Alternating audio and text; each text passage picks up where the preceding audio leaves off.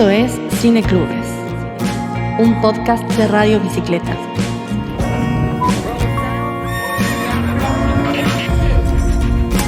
Una ventana al mundo.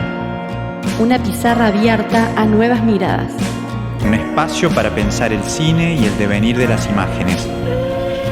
Esto es Cineclubes, una experiencia sonora que nos conecta con la cinefilia.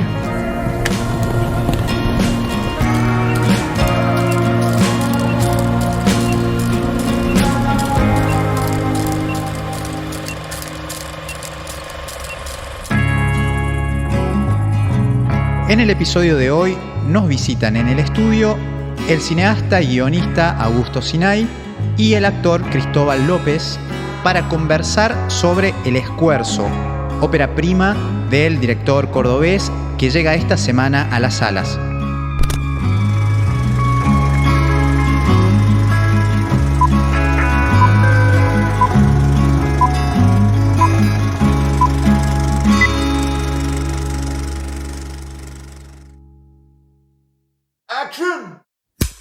¿Cómo les va? Bienvenidos y bienvenidas a un nuevo episodio de Cineclubes para Radio Bicicleta. Un gusto recibirles nuevamente una semana más en este espacio.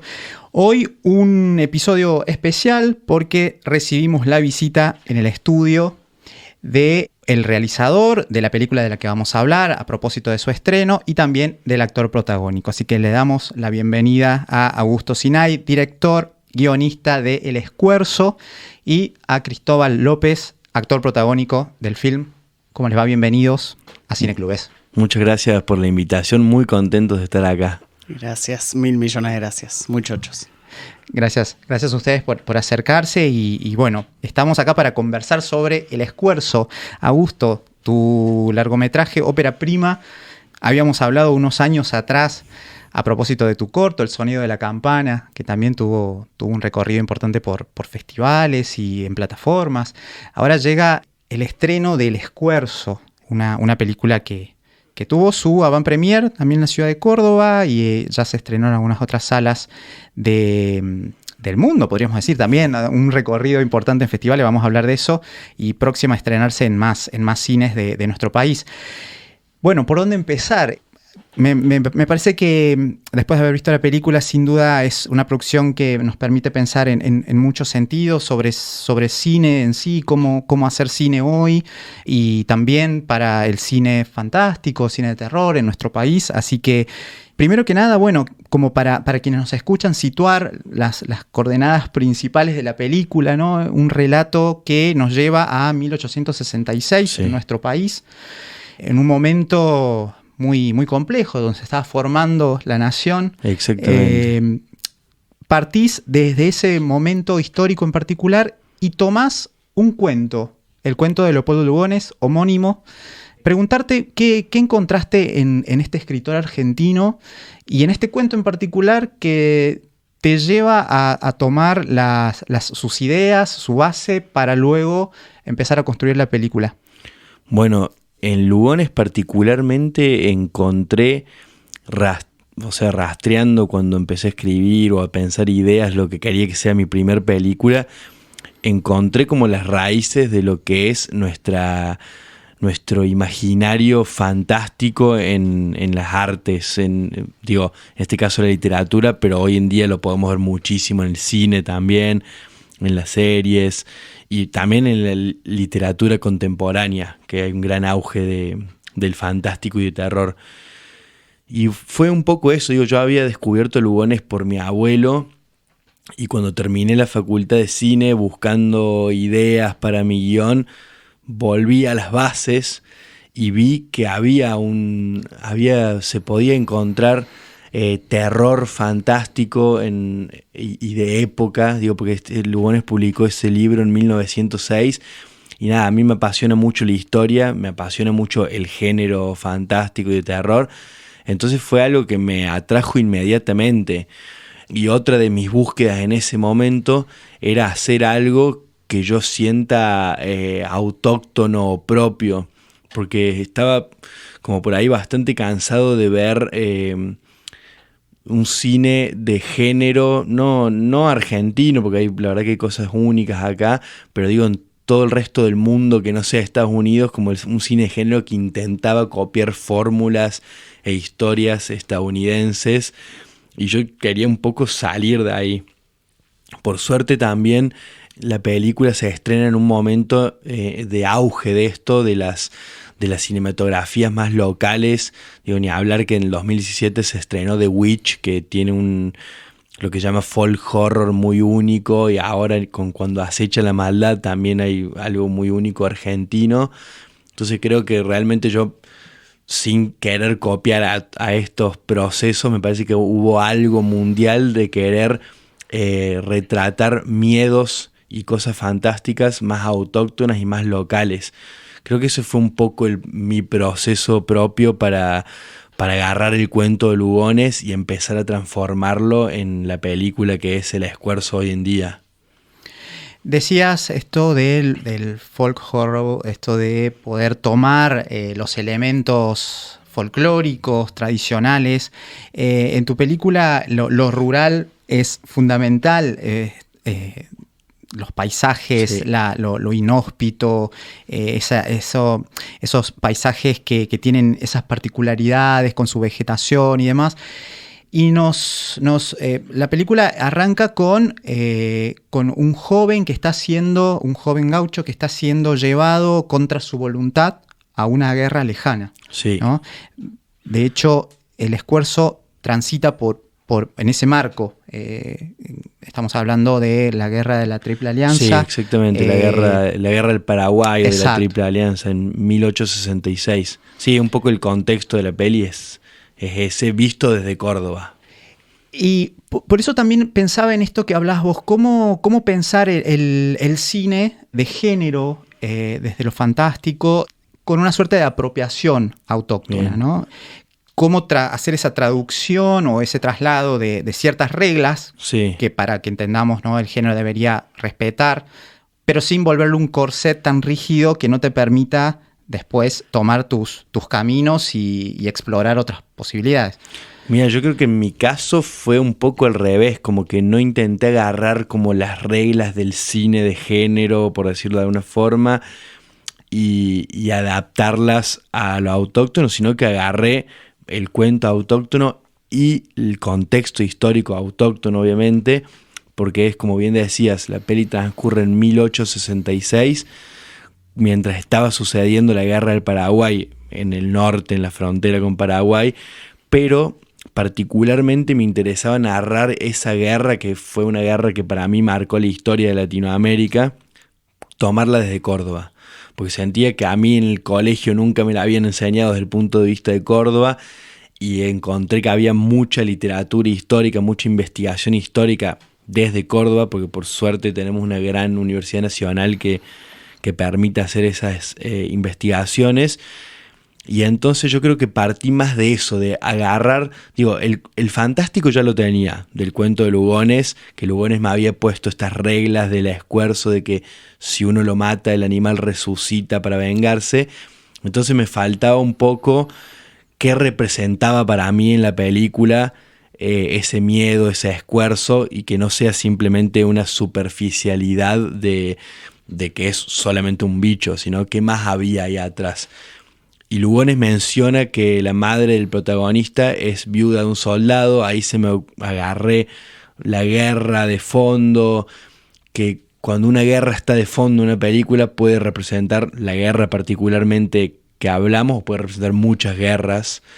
Entonces fue un poco como el proceso inverso. Yo agarré lo autóctono y después le fui poniendo el fantástico y llevándolo más al cine de género. De hecho, a lo largo de 10 años el guión pasó por un montón de estadios. Al principio era una película mucho más, por decirlo de una forma, costumbrista, que sucedía en los ranchos, tenía más peso la historia de amor por ahí del protagonista, y después fue mutando. El proceso de guión fue casi como el que vemos hoy día en la película, como fue mutando hacia el delirio absoluto. Y algo interesante como para ver esto de cómo la guerra puede representar otras guerras o otros miedos, fue que en las placas iniciales de la película, yo al principio ponía Argentina 1866 y todos los textos que van a ver al principio de la peli que explican un poco el contexto de que se estaban llevando soldados en contra de su voluntad, que había escasez de comida, que abundaba el miedo. Y después me di cuenta, digo, ¿qué pasa si empiezo primero con hay escasez de comida, abundaba el miedo, y que vos durante 30, 40 segundos que ves las placas no sepas si es en la actualidad, que puede ser cualquier guerra, puede ser el futuro, puede ser cualquier momento, y al final dice Argentina 1866 y ahí empieza la película. Como que para durante un rato podamos ver que lo que vamos a ver ahora puede ser el presente, puede ser el futuro, puede ser cualquier otra guerra.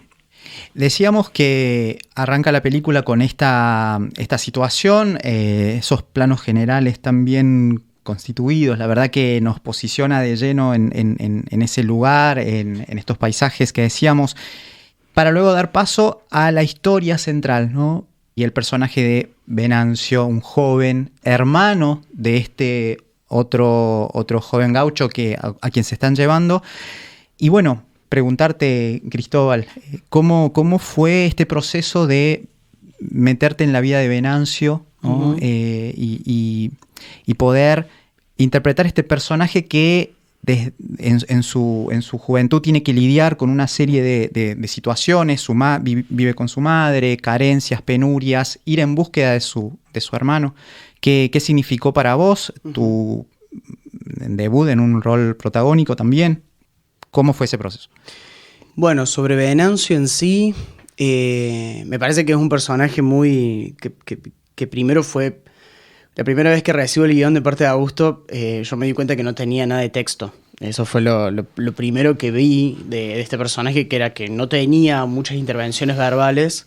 Entonces con Augusto empezamos a charlar y a llegar a acuerdos, porque el trabajo de un actor y un director tiene que ver con eso, con llegar a acuerdos entre el cuerpo del actor y ese director que desea algo.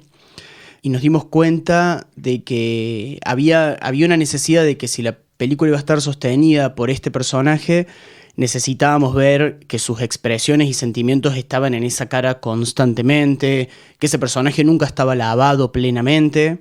Siempre había como una sensación de represión, siempre tenía que estar construyendo esa sensación de que la guerra está de fondo, ese esfuerzo me persigue y demás. Y yo como actor, qué sé yo, no sé, una emoción gigante, un desafío enorme. Me acuerdo cuando empezábamos a hablar con Damián, que es el productor ejecutivo, él, antes de firmar el contrato, me dice, vos te das cuenta de la responsabilidad de esto, ¿no?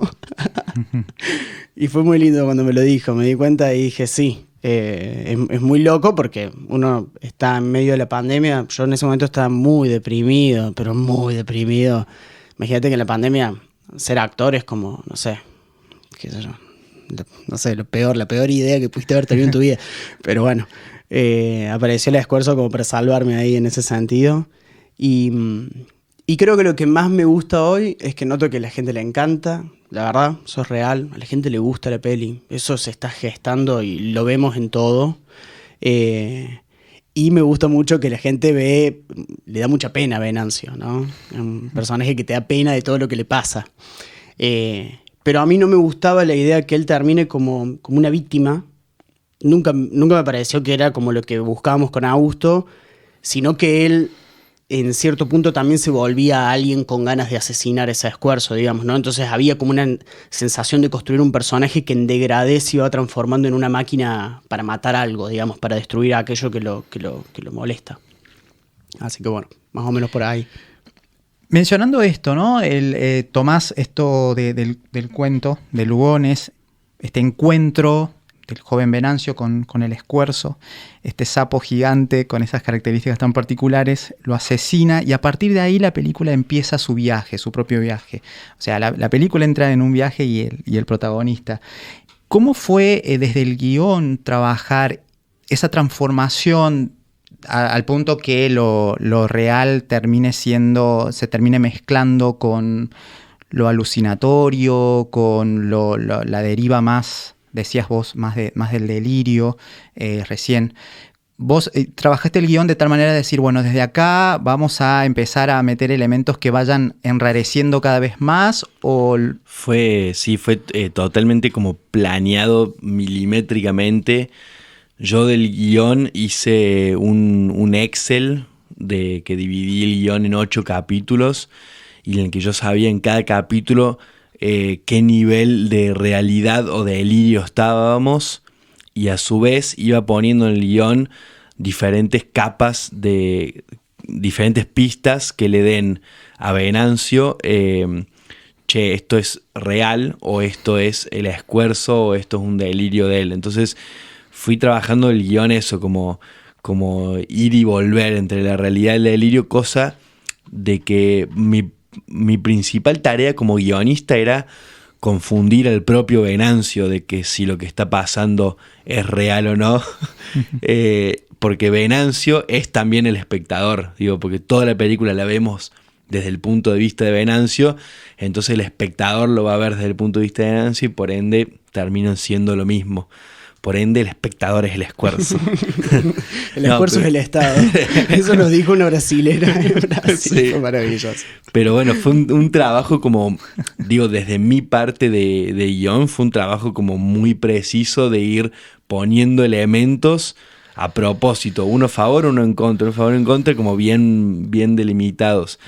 Y después, desde el punto de vista de pasarle las indicaciones a Venancio, no me acuerdo si te dije algo de eso, si hablamos de si vos te lo creías o no. Hubiese sido muy engorroso, creo. No, creo que no lo hiciste. Creo que no hablamos por suerte, mucho. No, pero por suerte, porque si hubiese sido así, creo que me hubiese prejuiciado. Claro, pero decías, el guión estaba milimétricamente pensado. Con un Excel, imagínate. Desde el inicio. No a mí me gusta mucho utilizar las matemáticas para la creatividad casi. Entonces yo, por ejemplo, agarro, digo, si la película va a durar 90 minutos, en el minuto 45 exacto tiene que estar pasando esto, en el minuto 22,5 más o menos tiene que estar pasando esto. Y todo eso me va despertando la creatividad para decir, bueno, si en el 45 tiene que él hacer un acto de transformación total, que es para los que vieron la película, cuando se enfrenta con el cura. Entonces antes tiene que pasar otro acto de delirio realidad, que es cuando se encuentra con los cuatreros, estos pelados misteriosos comiendo un asado. Entonces como que había algo a mí la planificación esta al contrario, que yo no lo siento como algo que me encasilla, sino como que me despierta la creatividad. Y trabajo muchísimo así, como con capítulos, con Excels. Claro. Y el Excel era para todos, digo, era para Cristóbal, de que vaya viendo su recorrido, para el equipo de arte, de cómo el arte pasa a ser más costumbrista de delirio, para el sonidista, que al principio vamos a escuchar más los sonidos de la naturaleza, más costumbrismo, y al final vamos a escuchar más esfuerzo, más delirio. Bueno, vestuario, como el vestuario de él se va manchando, se va ensangrentando, digo, como era toda una planificación que iba toda atada a la progresión del delirio. En fotografía, por ejemplo, el Excel nos sirvió para ver en qué momentos teníamos que ponerle más filtros adelante del lente, porque mientras más filtros, la imagen se iba a ver más blanda, más rara. Entonces a medida que la peli avanzaba, en estos capítulos que yo me había hecho, le íbamos poniendo más filtros, se veía más cosas adelante de cámara, las líneas se iban viendo un poco menos definidas. Bueno, fue todo un trabajo totalmente en equipo, en conjunto, siguiendo el viaje del protagonista. Y en ese viaje, recién también mencionabas, hay muchos encuentros con personajes secundarios que van componiendo una especie de catálogo de personajes y situaciones que le añaden complejidad a la trama. Preguntarte cómo fue el trabajo de investigación previa, teniendo en cuenta, uno imagina la complejidad de producir, construir ficción de por sí, pero aparte, en este caso, una ficción que nos lleve a fines del siglo XIX, mencionabas vestuario, arte, la manera de hablar de los personajes, las lenguas usadas. ¿Cómo fue eso? Bueno, eso fue un gran trabajo también de investigación y donde me surgió la duda de, tenemos referencias de fotografías antiguas, de pinturas que podemos ver muy visual todo, pero no existen referencias auditivas de época. Entonces las empecé a buscar en diarios, en discursos que daba Mitre, que el otro día estaban replicados en el diario, que era lo más cercano que teníamos a cómo hablaba alguien en esa época, un discurso, o por ejemplo cartas, correspondencia. Tengo un libro que se llama 100 años de cartas de mujeres en Córdoba. Entonces en esas cartas, por ejemplo, hay cartas desde cosas un poco más formales hasta una mujer que le pide a otra que le pase 2 kilos de azúcar, 2 kilos de yerba, y como un listado. Entonces, a partir de esas cosas empecé a sacar palabras, formas de armar oraciones, de cómo se recortaban ciertas palabras en esa época, y me fui armando como el imaginario de habla de los personajes, y sobre todo los personajes marginados, que son los que más hay en mi película. Lo saqué también de un libro en el que al final replica cómo eran los juicios de la época, y obviamente los juicios eran a cuatreros, bandidos, etcétera, etcétera, que probablemente en esa época no sabían ni leer ni escribir, pero sí están las transcripciones de cómo se defendían en los juicios. Y de ahí le fui dando de esas palabras, esas voces a mis personajes. Y después yo creo que lo más difícil, esa tarea fue más en solitario y hasta divertida. Lo más difícil creo que fue interpretar eso con el resto de los actores. Eso sí. Ya yo les daba ciertas indicaciones, pero también me apoyo mucho en lo que los mismos actores me proponen. Estaba en el casting, me acuerdo, en el guión de casting, digamos, cuando yo le dije, esto es imposible, no hay forma de que te haga esto, ¿cómo lo hago? Porque era todo con boa. Estaba todo escrito así, como claro, las palabras uniéndose, como... Sí, como con apóstrofes ya, más o menos, era todo así. Lo bueno de eso es que como somos muchos personajes en la película, medio que lo fuimos construyendo en conjunto, porque medio que teníamos que entendernos entre todos. Y creo que como hubo tanto trabajo, sobre todo con Valeria Beltramo, que es la actriz que actúa de mi madre... Bueno, ahí pensaba, yo como hijo aprendí de ella, digamos, entonces íbamos construyéndolo en conjunto. Es como comerte toda esa ficcionalidad y familia que tiene el alrededor, que solo parte del juego. O sea, si vos empezás a jugar en el ensayo y le das forma nueva y Augusto te acompaña y te dice, che, esto suena bien, esto no suena bien, bueno, a partir de ahí podés encontrar tu propia tonada histórica. Y yo me apoyé mucho también... en una gran actriz argentina que se llama Claudia Cantero. Esto es secreto. No lo hacía con los actores, lo hacía casi como una sesión de terapia, que yo después de ensayar con ellos le mostraba los videos a Claudia Cantero y ella me ayudaba como a ir viendo cosas que una actriz de su calibre podía ver, y yo por ahí, como mi primer película, fui aprendiendo mucho de ella, y ella me tiraba cosas muy precisas que estaban buenísimas también. La verdad que gran parte del trabajo se lo debo a ella. En El sonido de la campana vos dirigías a un solo personaje prácticamente. Había algunos otros personajes secundarios, pero acá te enfrentás al desafío de coordinar un gran equipo. Y muy diversos aparte, como también eso fue ir encontrándole como la diversidad de cada personaje. Digo, los cuatreros estos hablan más misionero / paraguayo. Después en la posta hay muchos tonos de habla, hay un italiano, españoles, hay otro de Tras las Sierras, otro de Córdoba capital. Los quechua. Se habla quechua también en la peli, entonces era como ir...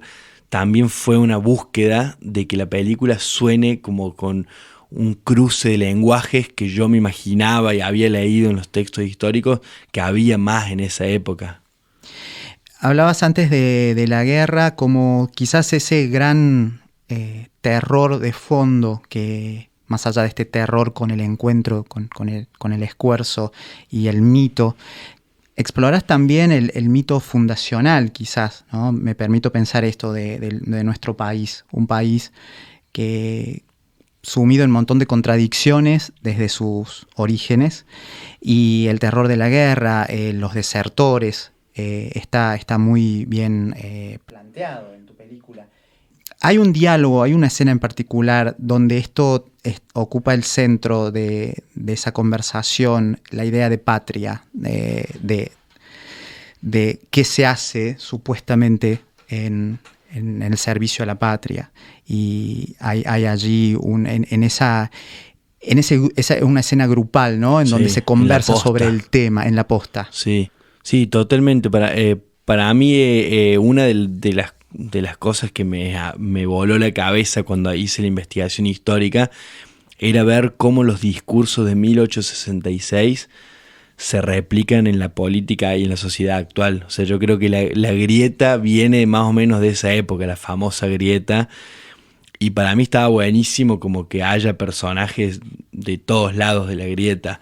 Y en esa escena de la posta intenté representarlos. De hecho, como está representado por imagen y por los textos. Digo, cuando vemos el comerciante italiano, vemos que del fondo de él está todo hecho en arte, como todas cosas que comercia, cosas colgando, como un fondo muy, muy barroco y lleno de cosas de comercio que en definitiva son plata. El fondo del juez de paz que representa a los militares, vemos a unos militares al fondo que lo están defendiendo y están como atentos.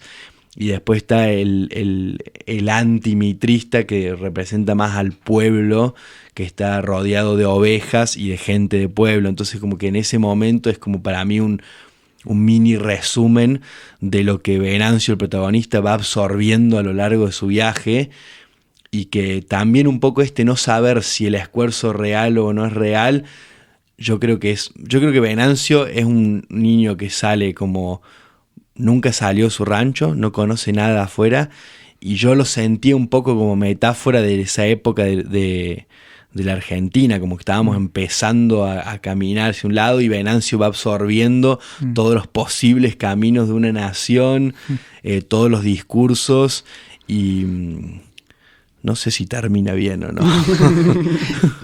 Tienen que ver la película y arribarán a un par de conclusiones seguramente, pero por lo pronto está planteado y eso me parece muy valioso, porque no estamos hablando de un terror o un fantástico que se disocie de un real del mundo, en este caso, y de nuevo trayéndolo a lo autóctono, pensando nuestra historia. Creo que para una película de género eso es muy valioso. Y la verdad que esa cámara subjetiva que en algún momento usás en esta vuelta al hogar, o no sabemos muy bien qué ocurre, hay un quiebre también, solamente diremos eso para que lo vean, hay un quiebre en la película muy marcado en esta deriva, y el personaje de Eva Bianco en una suerte de medium o chamana que tiene mucho que ver con esta experiencia que está viviendo el personaje, hacen pensar en estas atmósferas, cómo fuiste trabajando todo esto para que resulte en esta película, que de verdad, Augusto, para un debut en el largometraje es muy promisoria. La verdad, nos da ganas de seguir viendo qué vendrá a continuación. Preguntarte, antes de finalizar, bueno, algo decíamos, el recorrido de años de esta película, ¿qué apoyos tuvo? Porque finalmente poder disfrutar de una producción así implica muchos recursos y bueno, también vivimos en un momento muy complejo para hablar de recursos y el porvenir del cine argentino. ¿Cuál fue ese recorrido? Mira, lo bueno de los podcasts es que quedan en la eternidad, no tienen la inmediatez, entonces espero contar esto y que dentro de mucho tiempo, cuando alguien escuche este podcast, no sepa de lo que estamos hablando, porque está muy bien la situación del cine argentino. Pero bueno, lamentablemente cuando estamos grabando esto, la verdad que está siendo un desastre lo que está haciendo el gobierno con el Inca, de paralizarlo completamente, de censurar cosas en el Festival de Mar del Plata, de cortar todos los apoyos, que es algo que también siempre me gusta decir, que digo, no, la verdad que había muchas cosas que no funcionaban bien, pero nunca la solución es cerrar ni frenar, sino mejorar. Nosotros, para hacer la película, tuvimos mucho apoyo del Instituto Nacional de Cine. Yo también vengo de la Escuela Nacional, que depende del instituto. Estudié ahí, A partir de ahí ganamos un concurso de desarrollo que se llamaba Concurso Raimundo Gleiser, que hoy no existe más. Ese concurso nos permitió aplicar para más fondos. Esos fondos nos permitieron conseguir coproducción con España. Después aplicamos al Polo Audiovisual de Córdoba y ganamos ese fondo. Entonces la película termina siendo la conjunción de unas coproducciones regionales e internacionales, pero todos con fondos públicos. Así que la verdad que creo que es muy importante que sigan existiendo, y nosotros con nuestra película creo que le dimos trabajo indirecta o directamente a más de 500 personas, entre proveedores, comida, actores, equipo técnico, gente que trabajó de alguna u otra forma.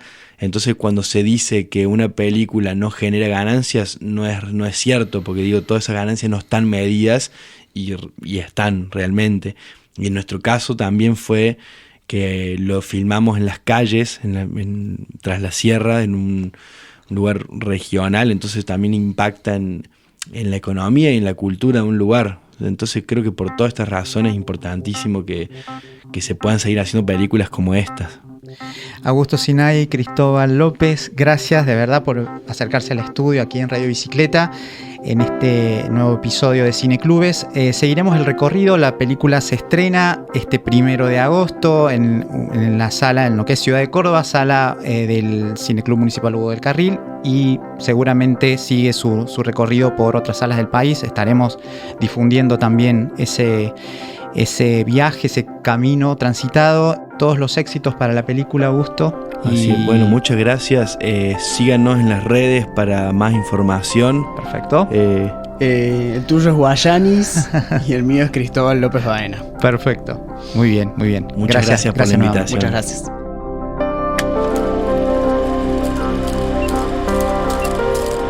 Esto fue Cineclubes, un podcast de Radio Bicicleta. Producción general, Evelyn Melano. Operación técnica y edición, Santiago Izquierdo. Conducción y producción de contenidos, Jimena Bustos y Andrés Linares. Seguinos en Instagram como @cineclubespodcast y en Twitter @cineclubes. Seguí la programación de la radio en radiobicicleta.com.ar.